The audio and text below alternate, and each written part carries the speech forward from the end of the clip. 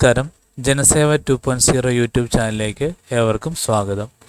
ആദ്യമായിട്ടാണ് നിങ്ങൾ ഈ ചാനൽ കാണുന്നതെങ്കിൽ സബ്സ്ക്രൈബ് ചെയ്യാനും ലൈക്ക് ചെയ്യാനും താഴെ കാണുന്ന ബെൽ ബട്ടൺ അമർത്താനും ശ്രദ്ധിക്കുമല്ലോ. കേരളത്തിലെ LLB അപേക്ഷ 14-ാം തീയതി വരെ.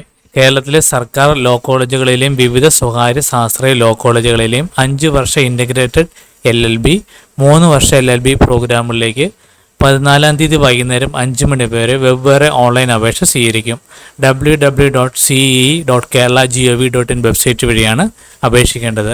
പ്രിൻ്റ് അയക്കേണ്ട. അപേക്ഷാ ഫീസ് 900 രൂപ. ഓൺലൈനായിട്ട് ഫീസ് അടയ്ക്കാം. പട്ടികവിഭാഗത്തിന് 450 രൂപ.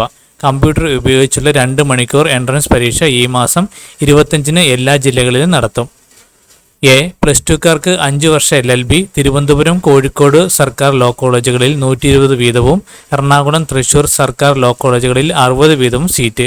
ഇവയ്ക്ക് പുറമെ 28 സ്വകാര്യ ശാസ്ത്രീയ ലോ കോളേജുകളിലേക്കും പ്രവേശനം നടത്തും. നിയമ ബിരുദത്തോടൊപ്പം BA, BCom, BPA ബിരുദവും നൽകും. ഓരോ കോളേജിലെയും പ്രോഗ്രാമുകൾ പ്രോസ്പെക്ടസിലുണ്ട്.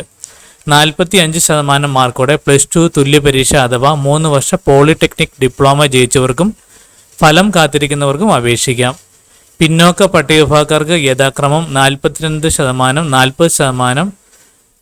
2025 ഡിസംബർ 31-ന് 17 വയസ്സ് തികയണം. ഉയർന്ന പ്രായം സുപ്രീം കോടതി വിധിക്ക് വിധേയമായിരിക്കും.